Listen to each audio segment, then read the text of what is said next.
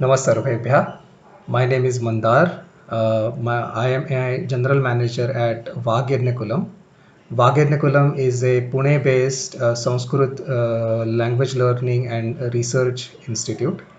Vagyarnakulam has collaborated with a company called Shardula AI. Shardula AI offers programming environment in Sanskrit. One of their leading programming environment is called Shardula Parashara. So with this collaboration between Vagyarnakulam and Shardula AI, we have started our venture into what we call Sanskrit artificial intelligence. Uh, we would like to present our discussion between host of panels uh, where we are discussing our venture into Sanskrit artificial intelligence. So in this panel discussion, we have Professor Pallavi Thosar. Professor Pallavi Thosar is a professor of computer science in a eminent college in Pune, engineering college in Pune. Then we have Suchitra Raman. Suchitra is a seasoned programming professional with a wide experience of over 27 years. She has programmed from systems such as AS400 to as recent as Android programming system. Then we have a budding programmer named Vidya Kini. She has a programming experience in Python for about 5 years. Then we have Kiran Vadumare. Kiran comes from a very experienced background of artificial intelligence, machine learning, business intelligence. Suchitra, Vidya, and Kiran Mahodaya, all three of them are also uh, budding Sanskrit students. Um, then we on the panel we have the creator himself, creator of Shardula AI, Sainath Shanpak. Uh, Next, we have on the panel is Dr. Varsha Acharya. Dr. Varsha Acharya is the founder of Vagyarnakulam. She has a PhD in Sanskrit with focus on Natya Shastra. And in her MPhil research, she had focused on Paninian grammar. And then we have Vagyarnakulam's Balashala Acharya, Acharya Vinayak. He is a versatile Acharya at Vagyarnakulam who leads our Balashala activities. And then myself, my name is Mandar. By education I am an engineer, mechanical engineer, but recently I have started my journey into Sanskrit. So here we would like to present our panel discussion on ventures in Sanskrit artificial intelligence. Uh, Namaskara. Whenever we refer Sanskrit, always it get associated with the devotional aspect. That seems correct at the surface level, but when we try to look beyond that, we come to know that scientific knowledge is hidden in our old Indic scriptures. Whenever we try to associate Sanskrit and computer, always NLP aspect taken into consideration and how we can convert a Sanskrit text into foreign languages, and that's it. This is a need and a hour that now to stop limiting ourselves using that knowledge and technologies testified and given by our great ancient scholar in their own way.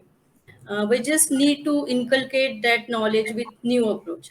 So Sanskrit programming language using the Sharda Parashar is one of the ways where we can use simple Sanskrit text and basic Indic knowledge and get new technology as AI implemented for drawing pictures with very less number of lines of code, which anyone can enjoy creating it, and it will create a base for adapting the knowledge given in the old scripts.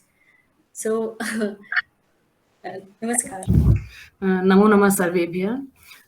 So I have been introduced into computers since 1997. I've been working, and I worked on various platforms. So when Mandarji initially approached with this, though I always felt that Sanskrit is much a language hidden from the mass, general mass, and I always felt that that should be the language which should be predominantly used. So when Mandarji referred to me, and I did my own research on how Sanskrit should can be played about.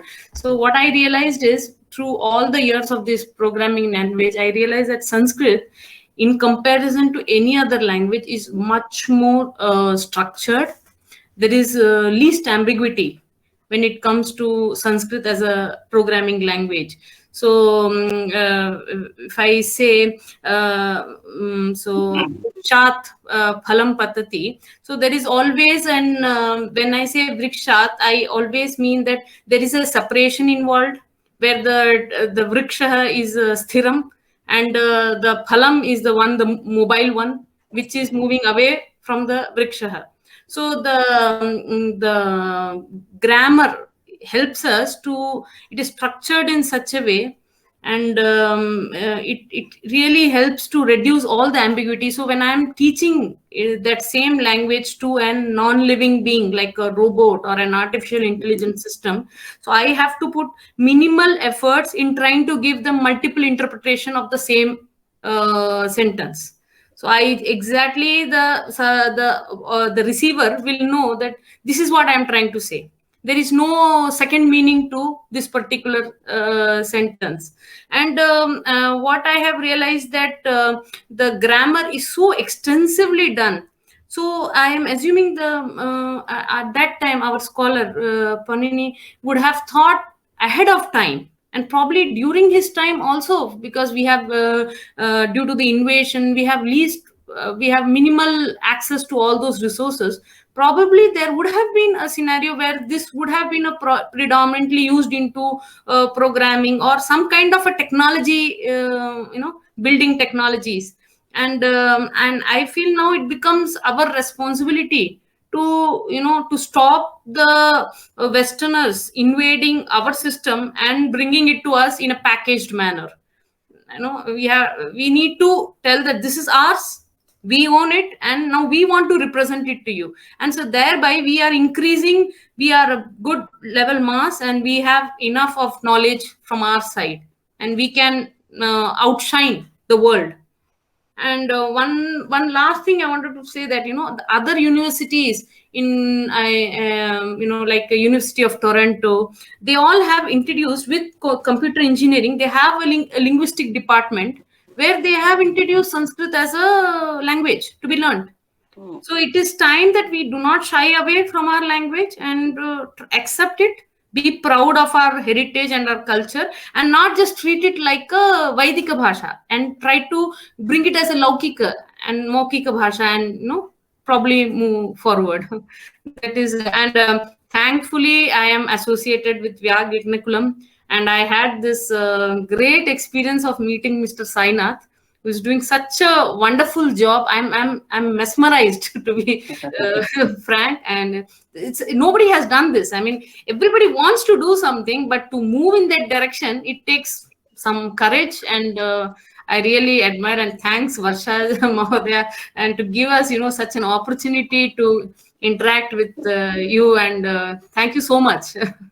Namo Namah. So yeah, we're very grateful to, first of all, very grateful to Sainath ji for having shown this beautiful demo. We've always had a theoretical, kind of a concept as to something can be done, as Suchitra ji just put it. We can do it, but how do we do it? From where do we start? These are the questions that keep lingering about, and we keep waiting. So you have started, you have done something, and kind of we can get together and take it much forward, much ahead. And thank you, Varsha ji, for giving insights into Sanskrit so that we can understand this part of Sanskrit to be used as a technology as well. So this has been a learning experience for me, I should say. Very grateful to all of you here. And my views chime in with Pallavi ji and Suchitra ji. We've always thought of Sanskrit as a devotional or something for self-transformation or for the transformation of the masses in the form of shlokas and stotras. Never as a technology. As Sainaji told yesterday, rishis have done so much, and which is very close to AI. It's almost AI, and now we are wondering how did they do it? What can we do about it? So I think this is an excellent way to take it forward. Thank you so much. Namo Namaha. You hear me okay? Yeah, okay, great. So first of all, thanks a lot, Sainaji, for such a wonderful demonstration. And it's really great because now we know that a start has been made. We have something based on which we can now build further. Because till this point in time, it was just kind of theoretical speculations. I being one of them, I speak a lot. I have a lot of thoughts about it, but I have not had the opportunity to really do something about it. And from that perspective, the work that you are doing is really phenomenal. And I want to really congratulate you for, getting this in this particular shape.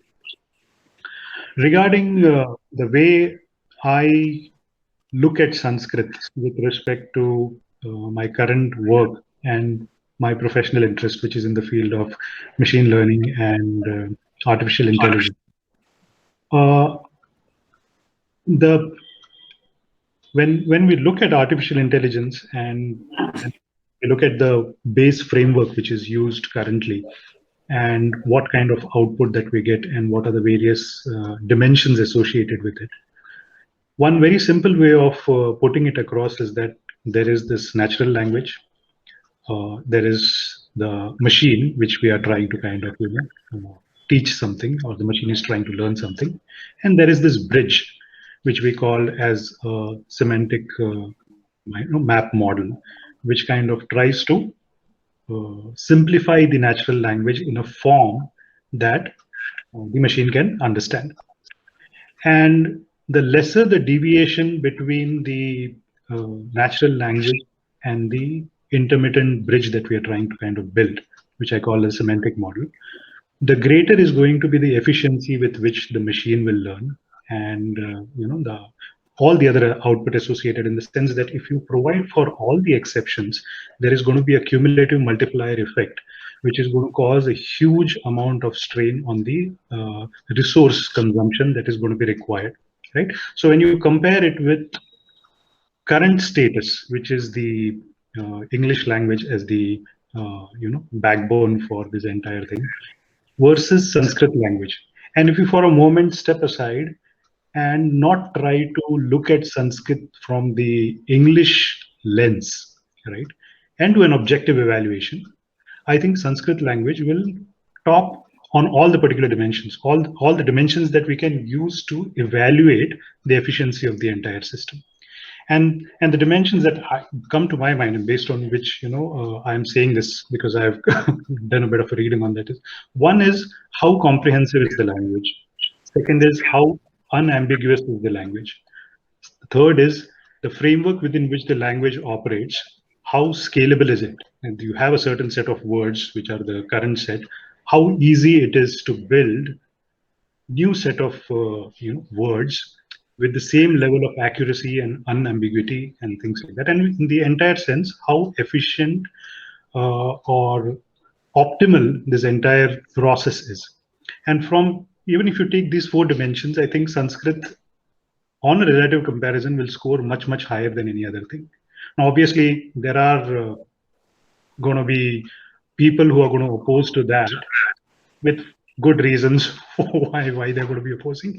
But I think it's one thing that the foreigners are learning Sanskrit, probably using it as a base somewhere, some research is happening in a place like NASA or some place, and coming up with an AI system. But look at it this way, right? Sanskrit is in our genes, in the sense that all the natural languages in India has Sanskrit as a base, right? And from that perspective, it is embedded not only in our language, but even in our thought process, in our culture, in our day-to-day things that we do. And from that, if you look at it from that lens, I think for us to learn Sanskrit, it's just that we've been divorced from Sanskrit for a very large time, so it appears to be very complex and effort intensive. But once we get into the real essence of the language and what it can do, it opens up an completely new world of immense, endless possibilities, and which for some reason we have not been able to tap. And uh, and there's a lot to say. I'm just kind of shaping my thought, but in conclusion, what I want to say is that there is a start that Sainath ji has made. We have something now that is going to, I'm sure, fire the imagination of n number of peoples, and kind of try to take it to the next level in our journey to kind of make a efficient system. And just to kind of close out, there is a saying that what has got us here will not take us there. Now, if you just put a temporal sequence to it, right? Now, this English-based AI system has got us here, right? And it is effort intensive. And the only reason I think the large AI companies are able to do this based on the English language framework is because there is a scale at which they operate. They're able to have almost endless resources for churning huge amount of data and use a black box approach to kind of derive some intelligence. Now, do we have an option or other alternative? No. So given a choice between nothing else and something which is suboptimal, the suboptimal becomes the optimal. But now you put Sanskrit in the equation, then you will have an option to choose between options of suboptimal and optimal. And I think from that perspective, if we are able to go ahead with this, what can be achieved from an AI perspective is going to be much, much higher, much, much more efficient than what we currently have. That's my submission. Yeah. So first of all, thank you everyone, and especially to Kiranji for giving us such a clarified. It's like something that it takes a lot of thinking to get these kind of thoughts churned out of the mind. So thank you for all of that. So my journey into Sanskrit started much in my childhood days itself, and I was more interested in Shastra. And when we say Sanskrit, there is an inherent ontology associated with it, how we think. So what I have observed is most of the academicians and engineers, when they try to think of Sanskrit, they are using Sanskrit as a language, more of looking at a coding in a specific perspective, and then try to do the same using Sanskrit. But we have inherited a rich ontology. We have inherited a rich tradition in the sense knowledge tradition. So when we use this, that is when we will be able to get the best out of it. So in Sharda Parashar, that I have done, where I have taken the knowledge from Surya Siddhanta and Parashar's Hora Shastra. And those are those concepts, basic fundamentals, over which I am building and of course I am taking the concepts like self-similarity, scale invariance, which is there in advanced engineering concepts. But if we look at our Sthapatya Veda, etc., this is all a natural thinking. So again, so these are the main things that when we use, we will be able to create something like, as Kiranji said, we don't have an advantage of scaling. We have to play with the resource constraints. We have to play with the resource limitations. And when the fundamentals itself are, when we make the fundamentals strong, the mathematics and the philosophy on which this is built, then it allows us to create something like that. So not sure how much of what I am saying I have been able to do it in a demo. But these are the actually the concepts using which Sharda Parashar is built. And I have taken only one aspect, which is called Dikka Desha. So when we say Desha Kala Paristhiti, I have just taken the Dik part of it, and then I have shown how it can be done. And in the upcoming days, we are going to use AI, where the AI is going to use the Sanskrit and then create its own images. Like now we have seen how Pallavi and several others have created images. Now what we will be doing is we will be having an AI automatically create these images, learn it. Initially, we will go with supervised learning, but I feel that yes, it should be as well be able to do unsupervised learning, etc. but that becomes a part of a normal AI that is currently happening. So I don't think I will be putting too much of effort there. I will be just giving an interface of how to do this, and then there are very good folks out there who will be able to do this and take it forward.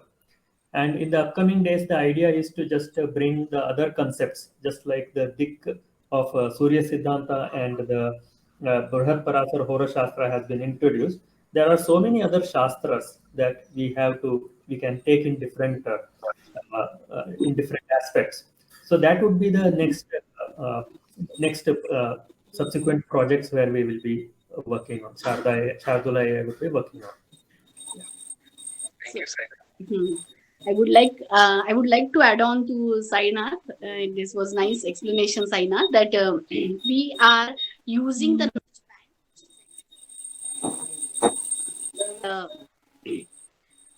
what is important is, for centuries, it has happened that Shastras are also interpreted by different approach, which is totally sheer Western approach.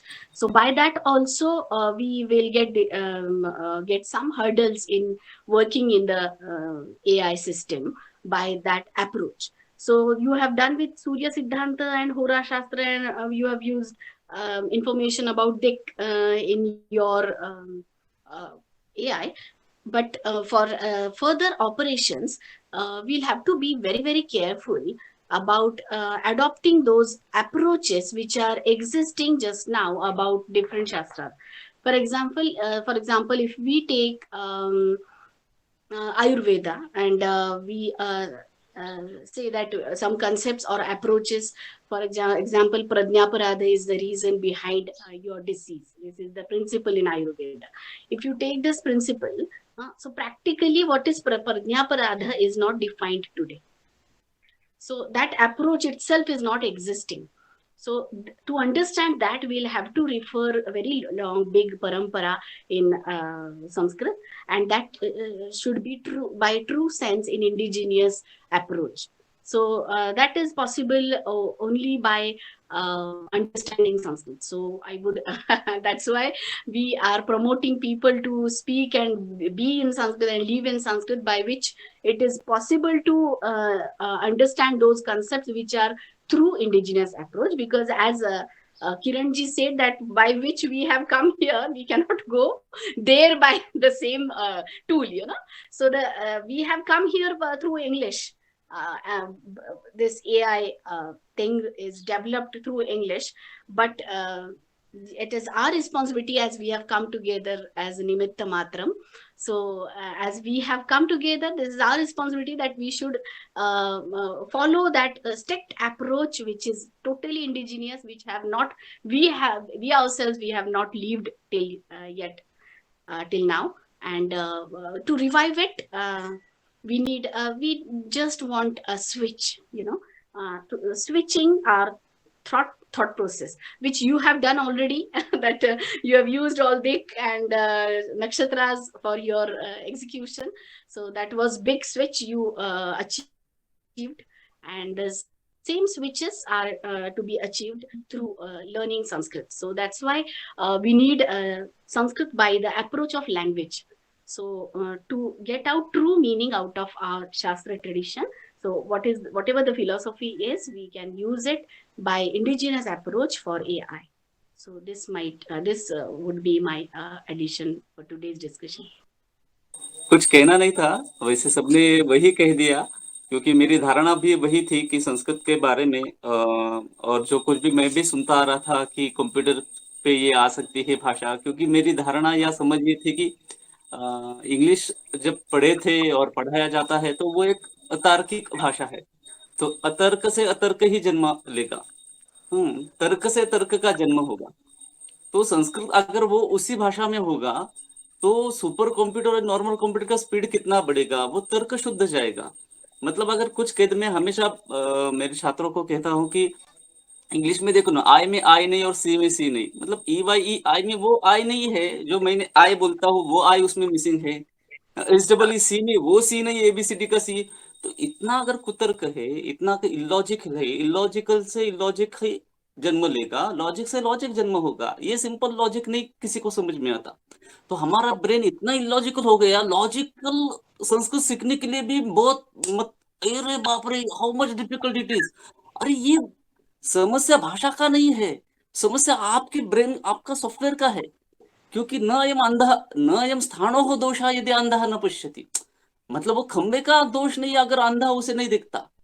तो ये संस्कृत का दोष नहीं है अगर आपको वो difficult लगता है, ये आपके सॉफ्टवेयर का ही करप्शन है। क्योंकि इलॉजिकल ही भाषा सीखी है, 1 साल नहीं, फर्स्ट स्टैंडर्ड से 10th स्टैंडर्ड 10-12 साल एक मतलब तपस्या ही इलॉजिकल में की, तो क्या हुआ होगा अंदर, वो ये समझ के परे है। तो कोई इस तरह से सोचेगा ना। ये करने के लिए साईनाथ को पहले अपना, उन्होंने भी इंग्लिश सीखा हुआ है, इसलिए 10 साल की इतनी तपस्या बाजू में रखो, बाद में संस्कृत की दृष्टि से नए एंगल से सोचो फिर बनाओ, ये सामान्य बात नहीं है। तो ये करने के लिए बहुत ही मेहनत करनी पड़ी। और इसके लिए फिर इसलिए मेरे ब्रेन में लॉजिकली वो इलॉजिकल बात बैठती नहीं इंग्लिश की जल्दी से। हाँ, मेरे अच्छा है कि मेरा दिमाग ऐसे ठीक से सुरक्षित है, तो मैं उसके लिए बहुत ही धन्यवाद महसूस करता हूँ। इसलिए कंफर्टेबल हिंदी संस्कृत में होता हूँ। अच्छी बात है। तो मैं ऐसे जब AI और भी ठीक से होगा तो मैं अच्छी तरह से उसमें बहुत बढ़िया काम करूंगा। नमो नमो नमः। नमः।